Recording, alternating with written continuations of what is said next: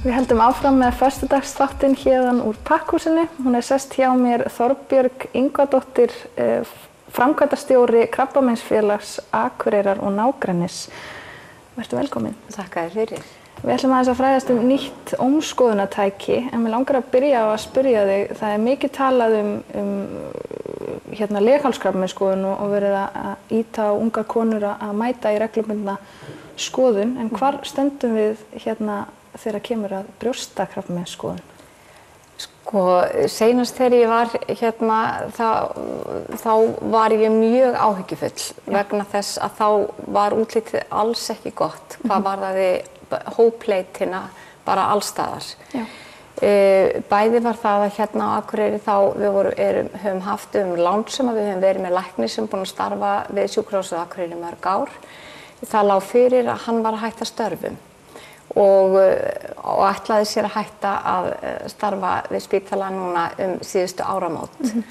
En í dag ég alveg ofsalega glöð og það alveg tilefni til þess vegna þess að ég ætla að fá að nefna nafnið hans. Hann heitir Björn Sigurðsson, þessi röntgenlæknir, og ég held að ég bara myndi gjarnan vilja fyrir hönd allra kvenna þakka Birni fyrir það frábæra starf sem hann búinn að sinna í öll þessi ár í tengslum við brjóstaskoðanir alveg fram að þessu. En núna staðan sú að það náðu samningar hópleitina, þannig að hún heldur áfram.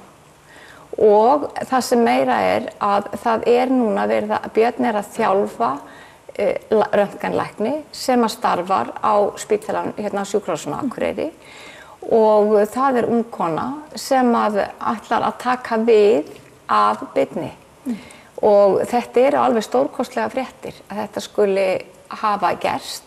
Það þarf þjálfun og Björn hefur fallist á það eina ferðina enn að vinna lengur við að þjálfa þennan lækni til þess að sjá sérstaklega þessar skoðanir. Því það þarf sérþekkingu og ákveðið margar skoðanir til þess að fá þjálfun í að sinna þessu svo vel sé. Já.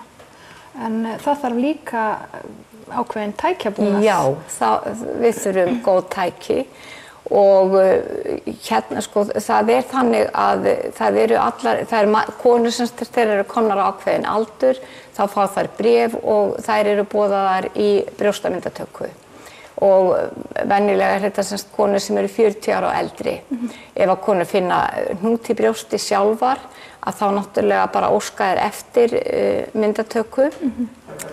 En það þannig að þegar þú ferði í röntgenmyndatöku að þá það ákveðin geislun, og ef að það finnst eitthvað í brjóstinu, ef það þarf að framkvæma það sem að kallað klínísk rannsókn, sem að þýðir þá á mannamáli að það finnst eitthvað eða sést eitthvað á annaðhvort myndatöku eða þá við að konan finnur hnút sjálf, að þá þarf að fara fram nánari skoðun.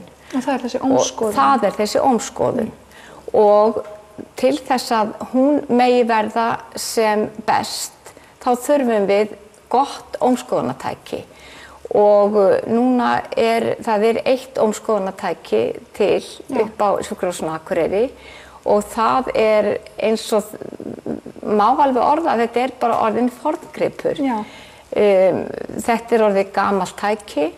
Myndirnar ekki alveg áreiðanlegar, þær eru grófar og það náttúrulega hægt að skoða í þeim. Ég ætla ekki að draga úr því, en nýtt ómskoðunartæki myndi gera algjört kraftaverk. Getur þetta verið beinlínis hættulegt að hafa svona gamalt tæki? Hættulegt að því leytinu til að það möguleiki að eitthvað fari fram hjá þér þegar þú ert að skoða nánar, vegna þess að gæðin í tækinu þegar þú ert að skoða það sem þú ert að leita eftir, að það lítur ekki vel út í svona gömlu tæki. Nýtt tæki myndi gera allar rannsóknir, þessar klínísku rannsóknir, miklu mun nákvæmari og öruggari.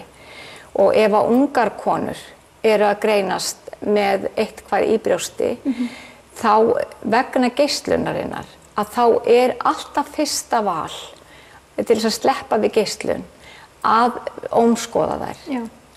Og svo náttúrulega líka og því fullkomnara og nýrra og betra tæki sem við höfum í höndunum, þeim nákvæmari og betri verður útkoman.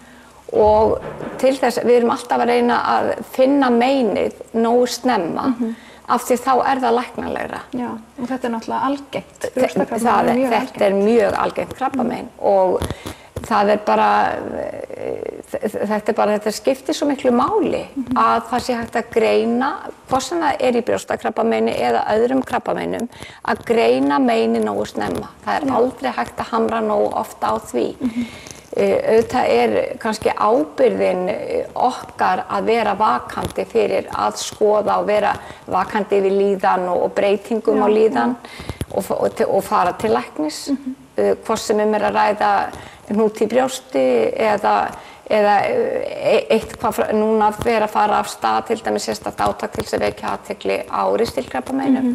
Þannig að við þurfum, þetta tekur aldrei af okkur, ábyrgðin okkar, en tækjakosturinn, það skiptir mjög miklu máli að hann sé góður og eins fullkominn og hægt Og þó svo að mörgum finnst að það sé ríkisins og heilbrigðiskerfisins, fjármálaráðuneytis að skaffa fjármagn í tækjakaup á sjúkrahúsin í landinu, þá staðreyndin allt önnur. Ef við ætlum að bíða eftir að það verði, þá held ég að biðin verði mjög löng. Og við allavega hjá Krabbameinsfélagi Akureyrar og nágrennis við erum frekar óþolinmóð hvað þetta varðar.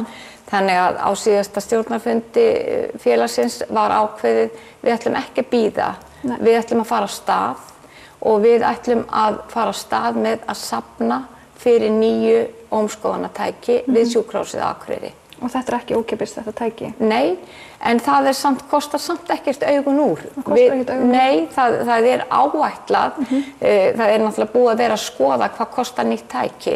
Við erum að tala kannski tæki sem á bilinu 10 til 15 milljónir. Í dag get ég ekki alveg verið nákvæmari heldur en á þessu bili, en það verður þetta við erum bara að fara af stað með þessa söfnun. Krabbameinsfélagið leggur þarna strax fram ákveðið stofnfé í þessa söfnun og það verður opnaður sérstakur reikningur og við komum bara til með að auglýsa reikningsnúmerið mjög vel. Við náttúrulega hjá Krabbameinsfélaginu veitum alla nánari upplýsingar, við höfum eftir að senda frá okkur bréf til fjölmargra aðila, en mér langaði bara hérna til þess að byrja að kynna þetta og leggja áherslu hvað það skiptir okkur máli. Þetta ekki bara fyrir konur á Akureyri, vegna þess að spítalinn hér á Akureyri, hann sinnir þessum klínísku skoðunum. Það semst nákvæmari skoðunum þegar eða ef eitthvað sést eða greinist og þarf að skoða nánar. Við sinnum einstaklingum alveg frá Hvammstanga og austur fyrir Fáskrúðsfjörð. Og þið leitið þá væntanlega til fólks og félagasamtaka á þessu svæði? Já, við bara biðjum, bara hjálpumst að. Því að ef við hjálpumst að, þá verður þetta ekkert mál og við erum að tala eins og oft að hver upphæð skiptir máli. Hvort sem við erum að tala 500 krónur, 1000 krónur eða 200.000 eða eitthvað þaðan meira.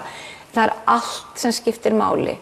Ég reikna alveg fastlega með að reglulega bara birtist í N4 dagskráni lítill borði þar sem að kemur númerið á reikningnum sem að verður þessi sérstaki söfnunarreikningur ásamt því að við reynum að vekja athygli á þessu reglulega og það alltaf hægt að hafa samband við Krabbameinsfélagið og leita nánari upplýsinga.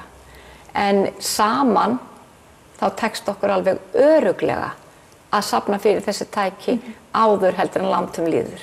Við skulum vona það. Ég trúi því. Ég trúi því líka. Þakka þér kærlega fyrir komuna og við hvetjum alla fólk og félagasamtök til að leggja Krabbameinsfélaginu lið svo það sé hægt að kaupa þetta nýja ómskoðunartæki. En við höldum áfram með föstudagsþáttinn hér eftir augnablik.